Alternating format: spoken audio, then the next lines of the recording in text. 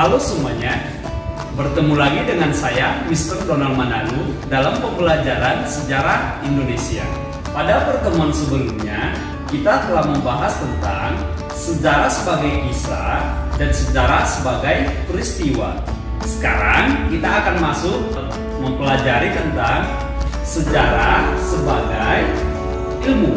Sejarah sebagai ilmu adalah pengetahuan tentang masa lampau yang disusun secara sistematis dengan menggunakan metode kajian ilmiah untuk mendapatkan kebenaran pada masa lampau.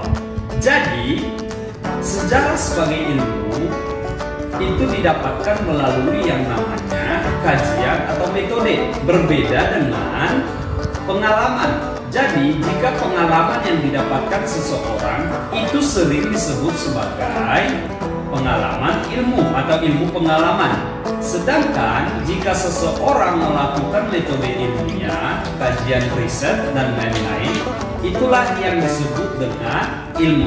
Jadi berbeda antara pengalaman dengan ilmu. Suatu ilmu pengetahuan dapat dikatakan sebagai ilmu jika memenuhi syarat-syarat yang berikut ini. Yang pertama adalah objek definitif.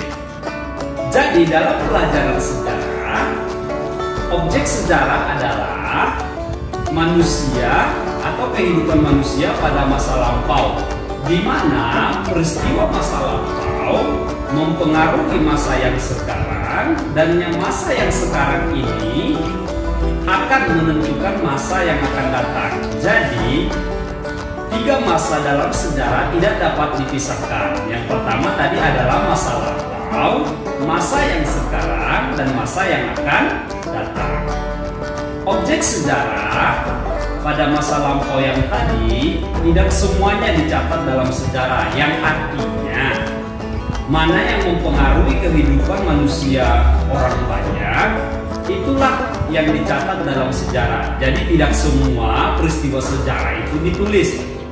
Jadi kalau ada kejadian di suatu tempat, tidak melulu harus ditulis ya anak-anak ya. Yang kedua itu adalah memiliki metode. Jadi sejarah juga memiliki yang namanya metode penelitian sejarah. Ada 4. Yang pertama itu adalah heuristik. Heuristik itu apa? Heuristik itu adalah mengumpulkan sumber, baik itu sumber primer, sekunder, dan tersier. Itulah yang dikumpulkan sebelum kita melakukan segala sesuatu. Itulah tahap yang pertama. Tahap yang kedua itu adalah verifikasi. Verifikasi ini adalah untuk mengkritik. Jadi ini sering disebut dengan kritik sumber. Tadi data yang kita dapatkan tadi, kita seleksi dulu apakah sudah benar, apakah sudah sesuai dengan fakta. Itu dia yang namanya kritik sumber. Yang ketiga itu adalah interpretasi. Interpretasi itu apa?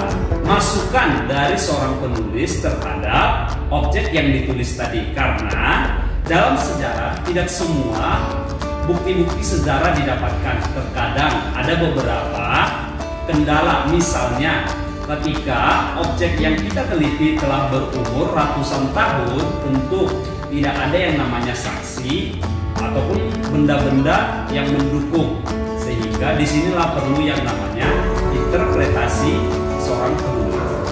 Tahap yang terakhir itu adalah historiografi. Historiografi itu apa? Itu adalah tahap penulisan. Itulah tahap terakhir dalam metode penelitian sejarah. Salah satu contohnya adalah itu kamu mungkin pernah mendengar yang namanya arkeologi. Tahu arkeologi apa? Ya, seorang yang melakukan penelitian arkeologi disebut dengan arkeolog.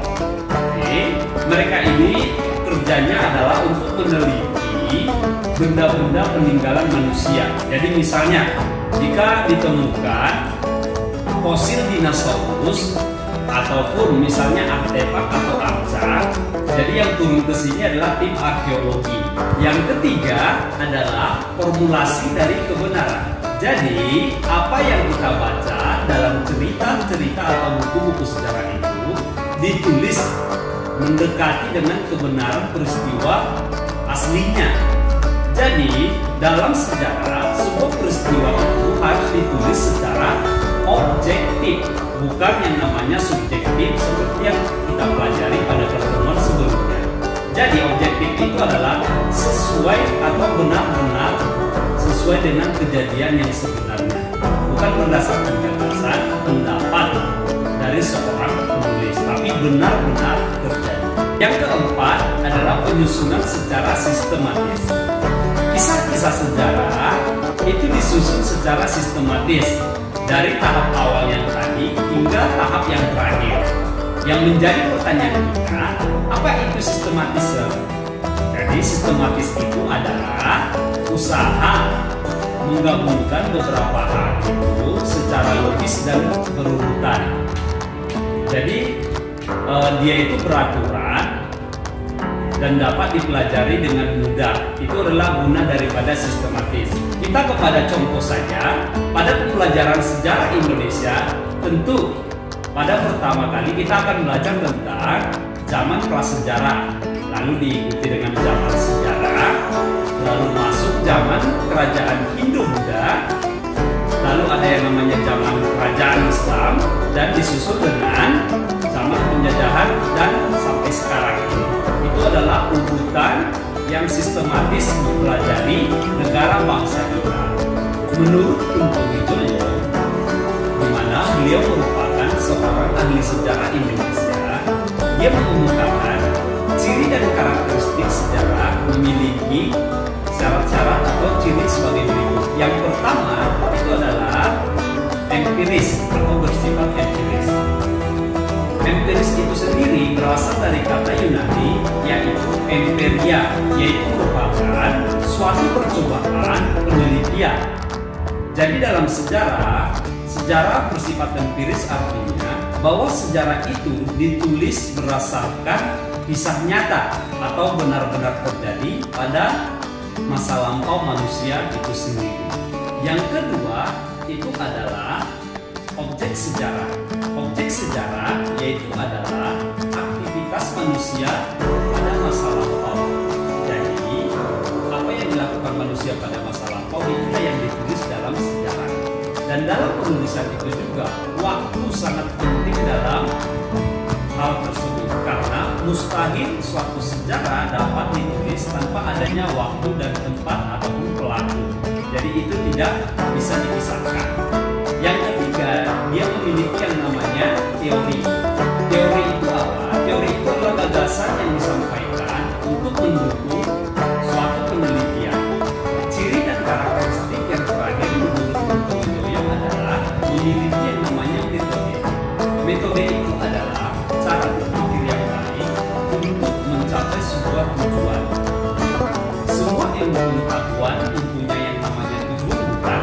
Jadi ya, sejarah juga demikian. Dia memiliki tujuan untuk menjelaskan tentang aktivitas manusia pada zaman yang lampau. Itu adalah tujuan daripada ilmu sejarah itu sendiri.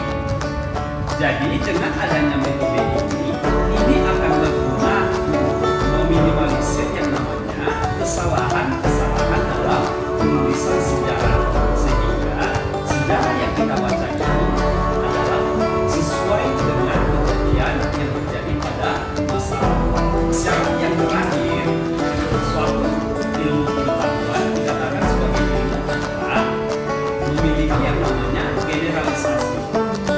Semua ilmu pengetahuan atau ilmu seperti tentu memiliki yang namanya kesimpulan terakhir. Jadi generalisasi adalah suatu kesimpulan ilmu pengetahuan atau pemahaman sejarah. Itulah yang dimiliki sejarah sebagai ilmu. Kesimpulan yang dapat kita ambil pada pelajaran hari ini adalah sejarah dapat dikatakan sebagai ilmu. Kenapa? Karena telah memenuhi syarat-syarat suatu ilmu itu sendiri.